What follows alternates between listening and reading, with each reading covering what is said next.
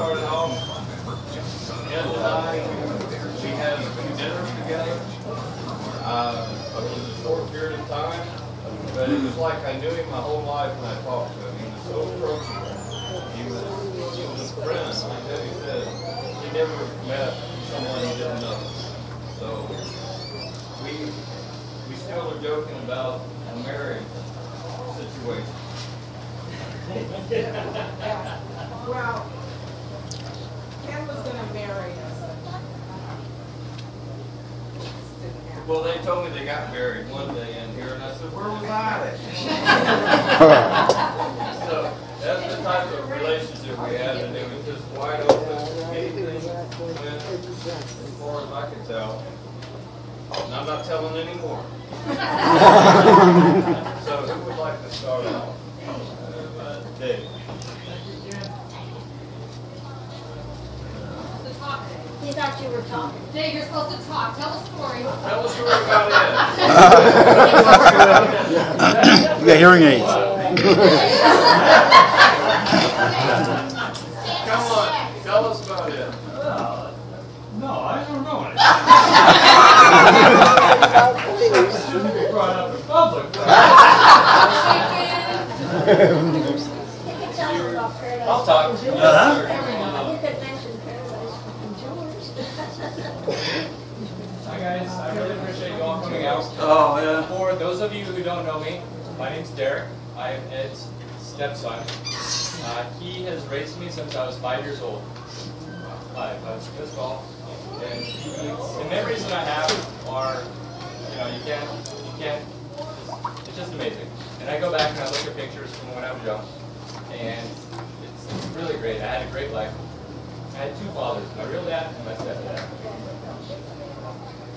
Ed, since I was 5, I'm 32 now, he never complained. If he was sick, he wouldn't tell you. Just hold in his stomach ache, or if he cut his finger, he's so upset. He never complains and says, look at my cut finger, look at my cut finger. He's just a really strong man. And for those of you who knew him, you know that that's true. He was always very kind. He taught me how to open doors for women. Right? Always open your doors. He taught me to walk behind the women and just to be kind. He taught me never to abuse anyone, never to hit the women, just treat them with kindness and respect. And that's Ed. He's always helpful and always there whenever I needed help. I am very entrepreneurial, and he was always there to help me building my businesses. He's always there to help me physically screw stuff in, to drill holes. A couple years ago, probably about 5, 6, 7 years ago, I drilled steel. For those of you who don't know what it's like to drill through steel, it's very challenging. And if you look at these huge arms, they're not that huge. And Ed was there to help me drill through the steel. We had to tap the thread and put it all together, and he was there helping out all the time. He has taught me many things. When I was 5, 6, 7, 8, 9, 10 years old, he taught me how to save money. And I had 3 little buttercups, and I got a $5 a week allowance. And I had to put $1.10 away. I had to put 10% away for savings, and the rest of it I could take home. Well, I'm 32 years old, and I'm happy that I learned personal finance from my dad. I saved my money. He taught me how to ride a bike. He taught me how to shave. He wasn't that good at it. I just bought a fixer-upper house in Melbourne, and it's a fixer-upper. It's $50,000, so that tells you the amount of work that I have to put into it. He taught me how to use the saw when I was putting trim up. I've never cut trim before in my life, but using the education and the stuff that he has taught me throughout the years on how to cut and the angles, I was able to attribute that to him. So the night that I introduced, I was actually cutting trim in the house, and he's really struggling. And among other things, he taught me a saying, and that saying was, "Fools talk and wise men listen." So I'm going to go ahead and sit down.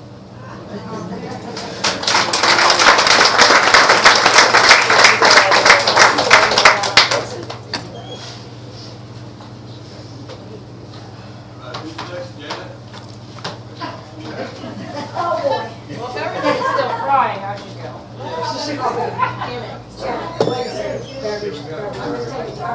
said, well, everybody's trying, I should go, and let me tell something fun. Okay, okay. No, it's gonna be long. I want to continue what Derek said.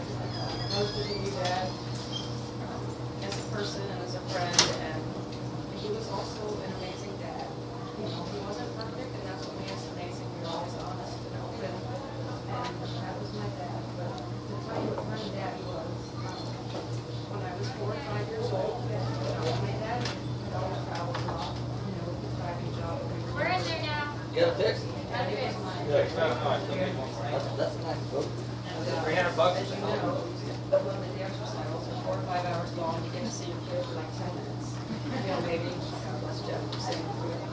But my dad had to go to Japan for work. And because it was my first recital, I thought I got all the things with Japan, flew back. Went to my dance recital, drove back to the airport, and got on the plane and flew back to Japan. He lost a whole day of his life doing that for me. You guys? You know, but that's not, still enough for the kind of man he was. I thank you all so much for being his friends, and he's spoken of all of you, and he's so happy. And thank you all.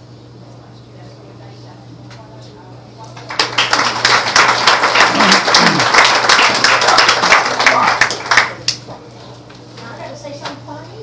Yes, quick, quickly. Where do you start? The Big Ed. Trying to think the first time I met him, we moved from Orange Cove Marina to the dock here. And we moved across the dock from here. And I think the first time I met him, it would have been Eddie, Diane, Nicole. Who was the gal on the sailboat? Charlotte.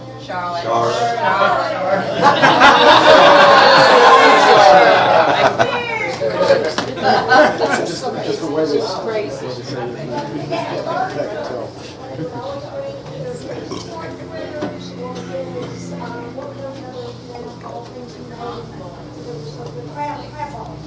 Yeah. Yes, he never went to a party without his bowls. Oh, yeah.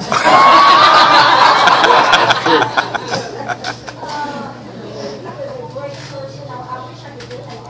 I would recall telling you some of the experiences that we had with him. All were fun, all were great. I know that here he was on his last leg. He had been given a warning that he better shape up or he was shipping out on a bit.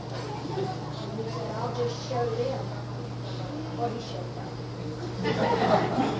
But I think a lot of that was due to Deb. Where are you, Deb?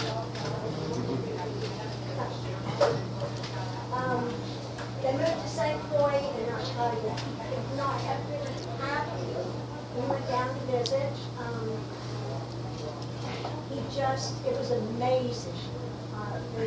That was a whole attitude adjustment for him, moving to St. Croix. He was so happy.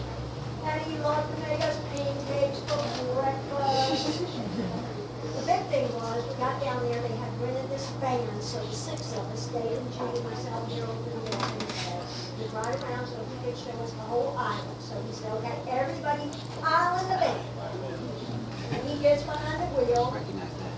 Close your ears.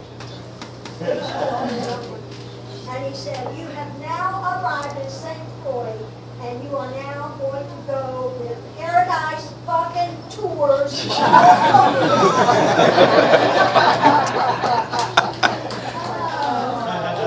But it was awesome.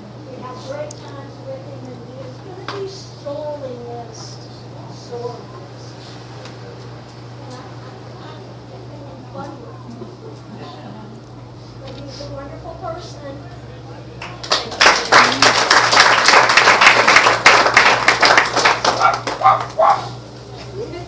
Somebody wanted to say something. I'd like to speak if I can do it from here, not stand up. I'll try to project a little bit. Y'all knew Big Ed, okay? He's great, big, generous, huge, wonderful man. Well, that he was, but to me, he was my baby brother. He was just not Big Ed. There was this thing with Eddie and water. When he was growing up as a kid, we lived on the banks of the Potomac River, north of D.C. And you may or may not know, that's a very dangerous river. It has falls and rapids and rocks. And I guess maybe from age 14 on up, he lived on that river. They would camp out on the islands on that river and dare all that danger, and my mother would chew her nails up to her elbows when he was out there, and that's where the love of water probably began. Then as a family, we would go to Hatteras Island camping every spring. And that's where he fell in love with the Carolina coast. And I think that was the love that stayed with him for his entire life. He loved Hatteras. He loved to go fishing there. He hated it as it got developed into a tourist attraction, because when we went, it was wild, empty beach. And of course now it's not that way. But he always loved Hatteras. He'd always rather be fishing at Hatteras. And I have to tell this story on him. We would, in the summer times, we would travel up and down the East Coast, and we would go up through New England a lot on the coast. And we would stop along the roadside and buy steamed lobsters and pull off on the side of the road. Mama would get out the camp stove and melt the butter and cook the hot dogs for Eddie, because he didn't want to cook.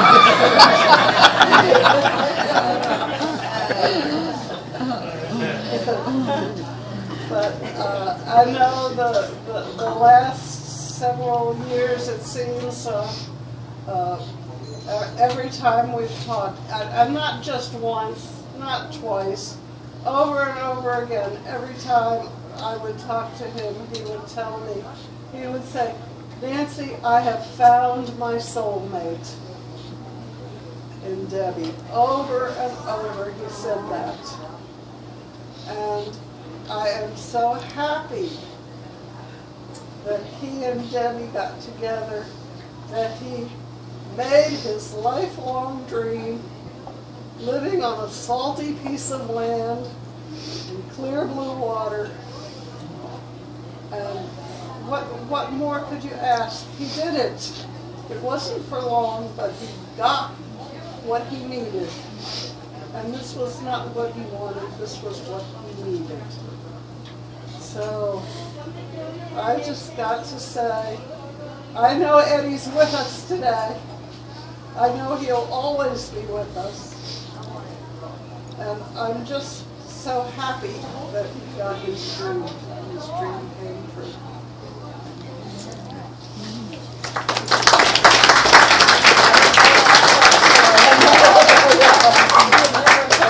No, he would never.